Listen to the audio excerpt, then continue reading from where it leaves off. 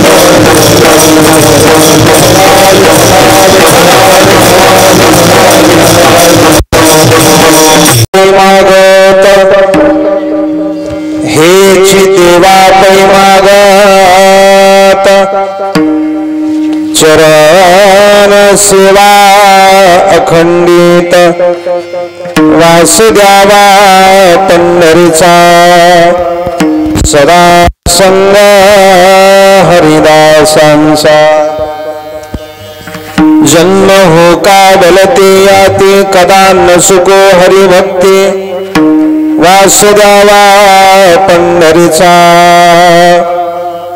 सदा संग हरिदासांचा नामा म्हणे कमलापती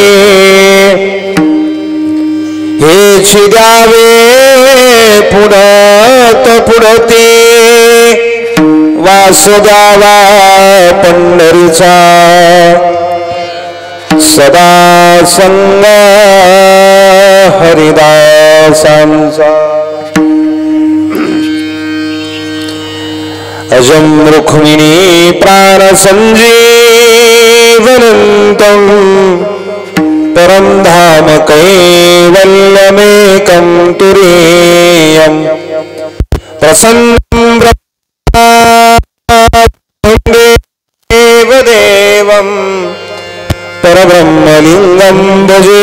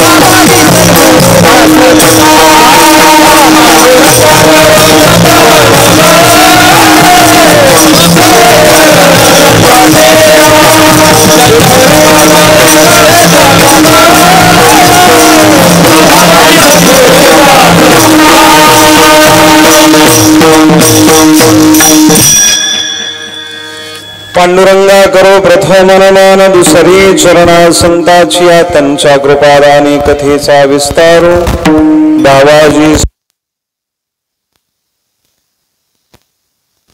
मंगल मांगल्ये शिवे सर्वार्थ साधिके शरण्ये त्र्यंबके गौरी नारायणी नमोस्तुते अखंड मंडलाकारं व्याप्तमेन चराचरम् तत्पदं दर्शितं येन तस्मै श्री गुरवे नमः।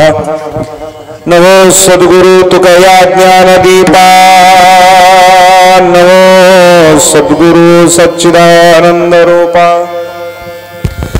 नमो सद्गुरु कल्याण मूर्ति नमो सद्गुरु भास्करा पूर्ण कीर्ति मस्तक हे पाया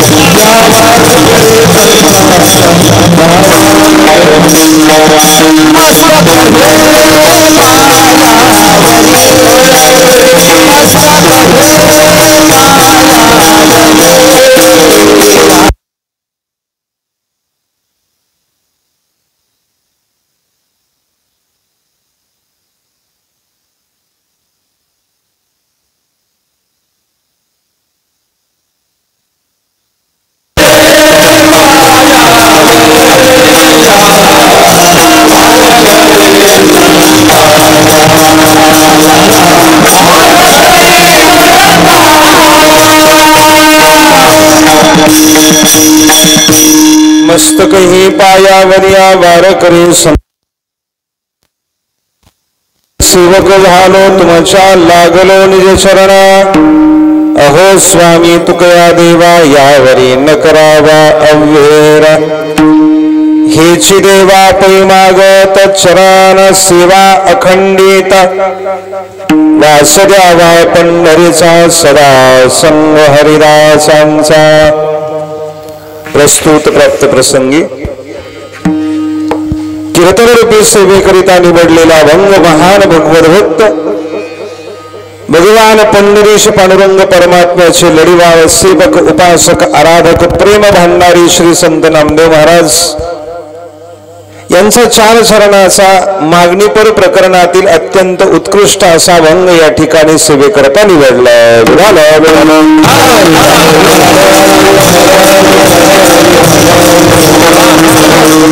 प्रस्तुत अभंगाच्या माध्यमातून परमात्मा पंढरीनाथासमोर उभं राहून नामदेवराव आपल्या अंतकरणातली भावना अपेक्षा मागणी या शब्दाच्या द्वारा या ठिकाणी व्यक्त करतात. थोडासा इको कमी करा. थोडासा बारकाईने आपण जर अभंगाचा विचार केला तर नामदेवरायाच्या चार प्रमुख मागण्याचं स्पष्टीकरण म्हणजे हा संपूर्ण अभंग आहे. नामदेवरायाची पहिली देवाला मागणी आहे चरण सेवा अखंडित. नामदेवरायाची दुसरी मागणी आहे वास द्यावा पंढरीचा. तिसरी मागणी आहे सदा संग हरिदासांचा. आणि चौथी शेवटची मागणी आहे कदा न चुको हरिभक्ती. या चार प्रमुख मागण्याचं स्पष्टीकरण म्हणजे हा संपूर्ण अभंग.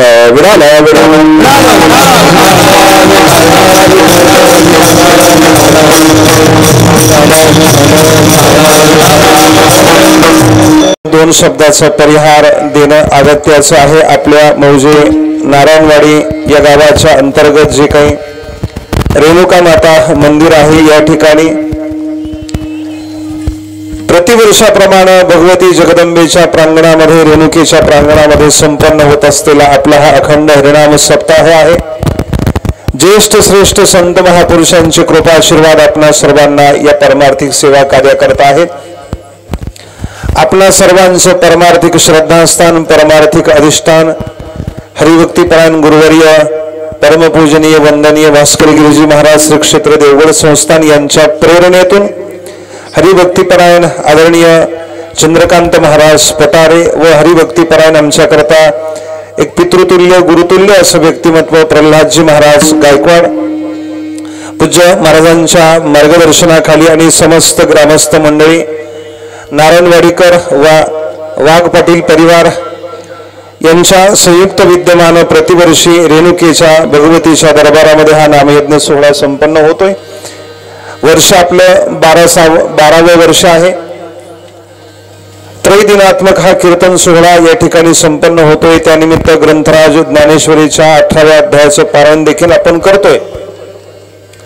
समस्त ग्रामस्थ मंडळी व वाघ पाटील परिवार यांच्या माध्यमातून प्रतिवर्षी भगवतीची सेवा या ठिकाणी केली जाते आणि याही वर्षी मोठ्या आनंदी उत्साही वातावरणामध्ये आपण ही भगवतीची रेणुका मातेची सेवा या ठिकाणी करत आहात.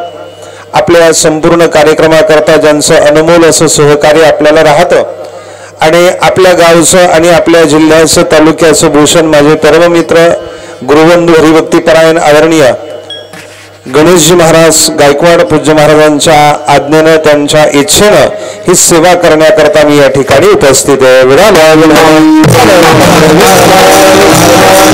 भगवतीच्या रेणुका मातेच्या प्रांगणामध्ये दरबारामध्ये आपण अत्यंत निष्ठेनं श्रद्धेनं ही सेवा या ठिकाणी करत आहात. समस्त ग्रामस्थ मंडळी नारायणवाडीकर त्या पद्धतीनं श्री राम चांगदेव पाटील वाघ आणि त्यांचा संपूर्ण परिवार त्यांचे चिरंजीव असतील ताई असतील अत्यंत निष्ठेनं आपण या ठिकाणी भगवतीची सेवा मनोभावे करत आहात. परमार्थिक सेवा मनुष्याच्या जीवनामध्ये आपल्याला उन्नत करणारी आहे.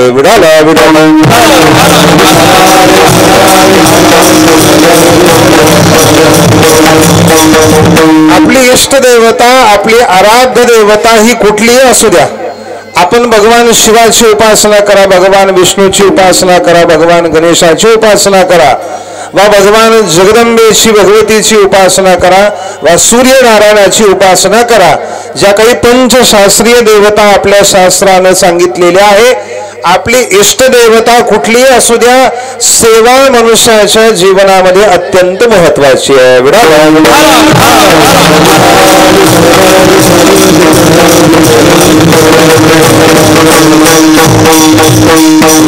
आणि या विक्राळ अशा कलिकालामध्ये मी विश्वासानं तुम्हाला सांगतो, या विक्राळ अशा कलिकालामध्ये, कलियुगामध्ये खरोखर थोडं इको कमी करा, मेन आवाज द्या.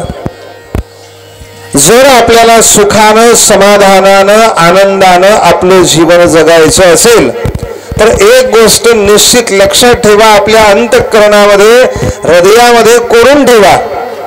जर आपल्याला या विक्राळ अशा कलिकालामध्ये थोडेफार सुखी, समाधानी, आनंदी आणि प्रसन्न जीवन जगायचं असेल तर आपल्या संसाराला परमार्थाची जोड असलीच पाहिजे. भौतिक दृष्टीने तुमच्याकडे संपन्नता, पदप्रतिष्ठा, मानमान्यता या गोष्टी कितीही असू द्या, कितीही असू द्या, जर आपला संसार प्रपंचाला परमार्थाची जोड नसेल तर असा प्रपंच, असा संसार आपल्याला कधी सुखही देत नाही, कधी समाधानही देत नाही. तोच प्रपंच, तोच संसार एक दिवस त्या माणसाला रडवतो. विडाला विडाला. मी माझ्या पदाचे शब्द तुम्हाला सांगत नाही, शास्त्र वर्णन करत आहे. एषां न विद्या तपो न दानम ज्ञानं न शीलं न गुणो न धर्माः ते मृत्युलोके भूविभारभूता मनुष्य रूपेण मृगाव शरन्ति. धर्मशास्त्र वर्णन करते, अरे देव दुर्लभ असा मानवी देह मनुष्य जन्म देऊन देखील ज्या माणसाच्या जीवनात ज्ञान नाही, ज्याच्या जीवनात दान नाही, ज्याच्या जीवनात धर्म नाही, ज्याच्या जीवनात आचार नाही, ज्याच्या जीवनात विचार नाही, सद्गुण नाही, असा माणूस किंवा अशा माणसाचं जगणं शास्त्र वर्णन करतोय पृथ्वीला भार आहे. हा माणूस नाही तर माणसाच्या रूपातला पशु आहे. ते वृत्ती लोके भुवी भार भूता मनुष्य रूपेण मृगाव शरन्ति. विडाला विडाला.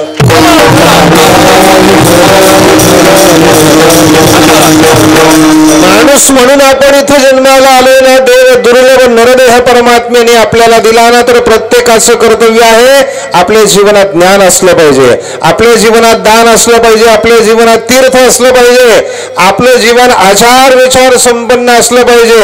आपल्या जीवनामध्ये आपण धर्माला अधिक महत्व दिलं पाहिजे. काय ज्ञानोबरांची भाषा आहे, निमित्त अर्जुनाच आहे, परंतु ज्ञानोबाच बोलतात ना, संसारा एवढे थोर ओझे फेडले जगाचे.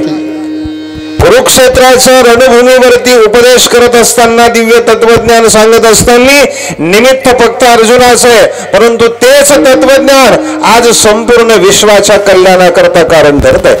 ज्ञानोबा वर्णन करतात, अरे माणसाच्या जीवनातला स्वधर्म जर संपला ना, स्वधर्म जर संपला ना, तर समजायचं त्याच्या जीवनातलं सुखही गेलं आणि त्याच्या जीवनातलं समाधानही गेलं. ज्ञानोबरांची उभी हवा.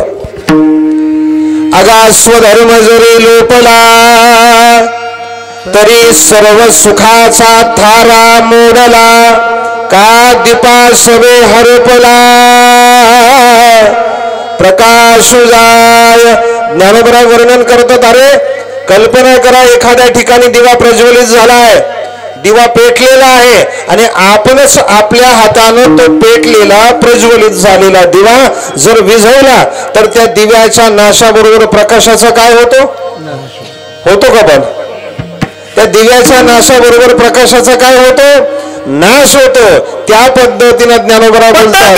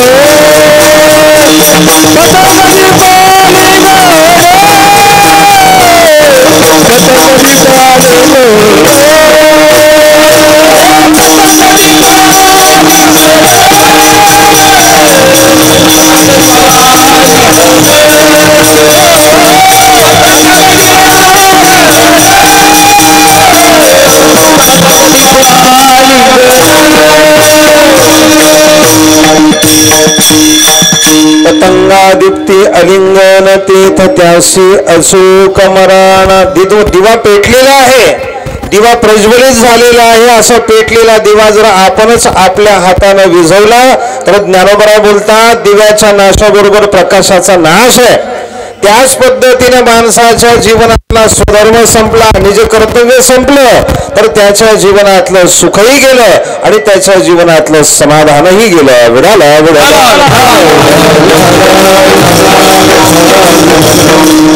समस्त ग्रामस्थ मंडळी असतील वा वाघ पाटील परिवार असेल या कुटुंबाला मनपूर्वक धन्यवाद आहे की आपण अत्यंत निष्ठेनं या ठिकाणी भगवतीची सेवा करत आहात, रेणुका मातेची सेवा करत आहात आणि सर्वांचं देखील अत्यंत चांगल्या पद्धतीचं सहकार्य योगदान या उत्सवाकरता या कार्याकरता.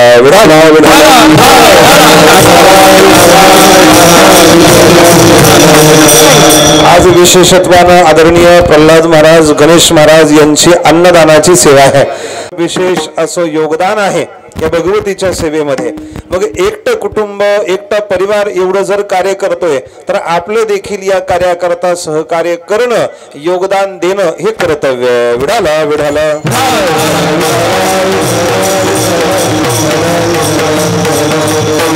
परमार्थिक सेवा, भगवंताची सेवा मनुष्याला खऱ्या अर्थानं आपल्या जीवनामध्ये उन्नत करणारी आहे, प्रगत करणारी आहे.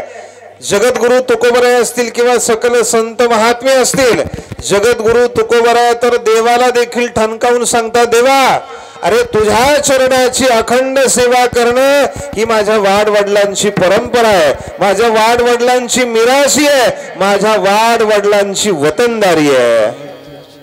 माझ्या वडिलांची मिरासी देवा,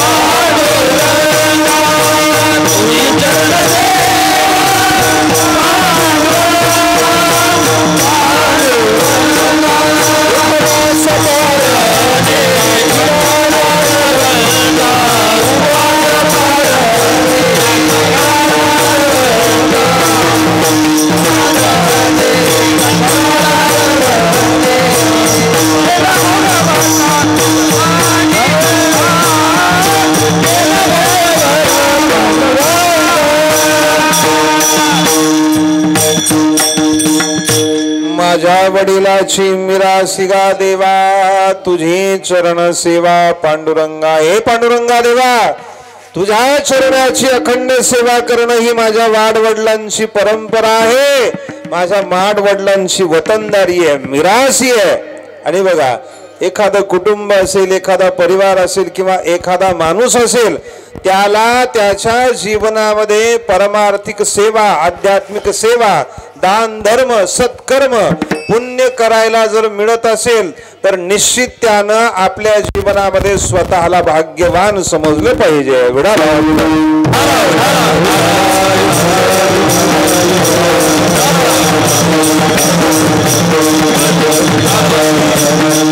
कुठेतरी या गोष्टी आपल्या रक्तामध्ये, आपल्या DNA मध्ये, आपल्या वाडवडिलांकडून, आपल्या पूर्वजांकडून किंवा आपल्या आई वडिलांकडूनच येत असतात. मी तुम्हाला शास्त्र सांगतो, शास्त्र वर्णन करतंय, एखाद्या कुटुंबामध्ये अत्यंत सात्विक सदाचरणी संतती जर जन्माला आली तर शास्त्र वर्णन करतंय ही त्याच्या आईची पुण्याई आहे. एखाद्या कुटुंबामध्ये अत्यंत व्यवहार दक्ष, व्यवहार कुशल, थोरा मोठ्यांचा आदर करणारी, सन्मान करणारी संतती जर जन्माला आली तर शास्त्र वर्णन करतंय ही त्याच्या बापाची पुण्याई आहे. आणि एखाद्या कुटुंबामध्ये उदार अंतःकरणानं दान धर्म करणारी, तीर्थयात्रा करणारी संतती जर जन्माला आली तर शास्त्र वर्णन करतंय ही त्याच्या वंशाची, ही त्याच्या पूर्वजांची पुण्याई आहे. आणि स्वतःच्या पुण्याईनं माणूस भाग्यवान म्हणून जन्माला येतो. विडाला विडाला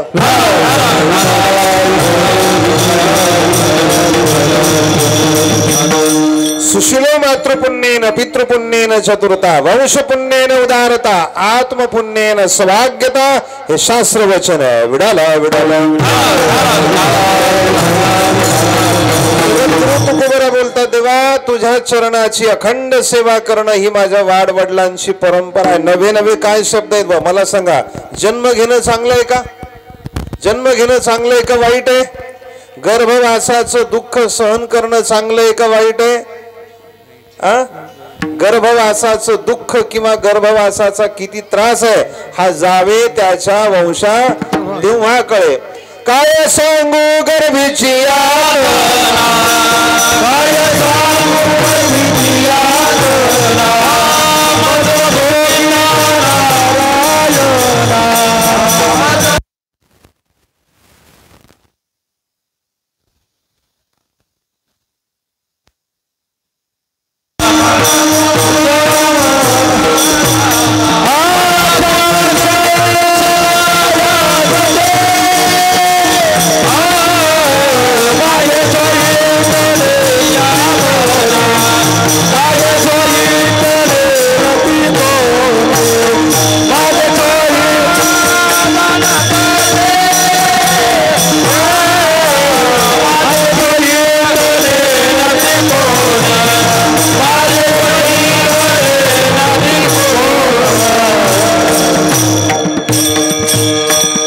काय सांगू गर्भीची यातना, मजभोगिता नारायणा. मांस मळ मूत्र जाना तुझ क्षणोक्षणा ध्यातसे. गर्भवासाचे दुःख गाढे.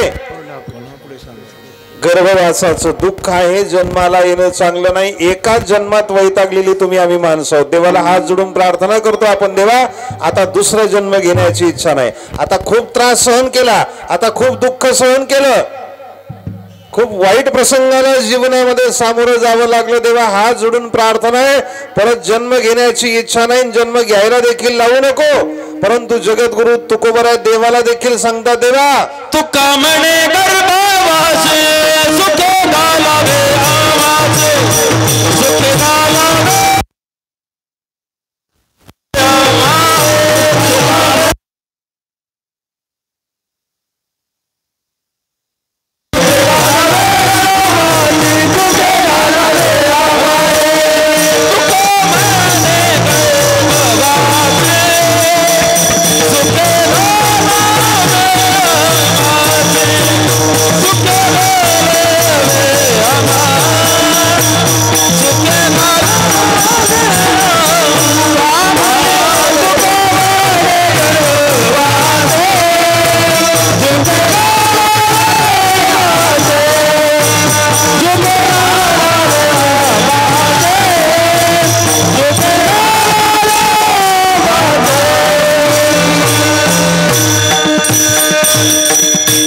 म्हणे गर्भवासी सुखे घालावे आभासी. घेईन मी जन्म याज साठी देवा. कसा करता? तुझी चरण सेवा पांडुरंगा. पांडुरंगा तुझ्या चरणाची अखंड सेवा जर मला मिळत असेल तर या मृत्यू लोकामध्ये मी जन्मही घ्यायला तयार आहे. सकल संत महात्म्यांनी आपल्या जीवनामध्ये भगवंताच्या ईश्वराच्या आपल्या आराध्य देवाच्या सेवेला प्राधान्य दिलं किंवा ती सेवा पूर्ण करण्याकरता काहीही करावं लागलं तरी चालेल, परंतु देवाची सेवा जीवनामध्ये घडलीच पाहिजे. उडाला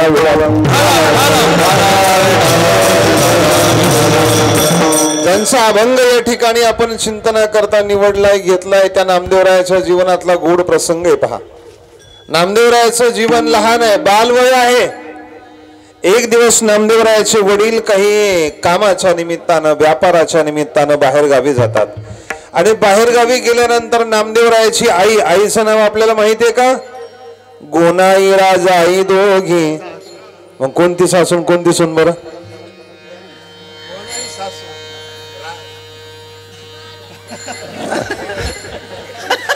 आलंय आलंय जवळ आलंय. पहा, दोघी सासू सुना. मग सासू कोणती सून कोणती बा असं मला म्हणायचं. हा बरोबर, अगदी बरोबर. त्यांच्याकरता टाळ्या वाजव सर्वांनी. श्रवण असंच केलं पाहिजे, नाही तर नळी फुंकिली सोनारे गे वारे विढाला विढाला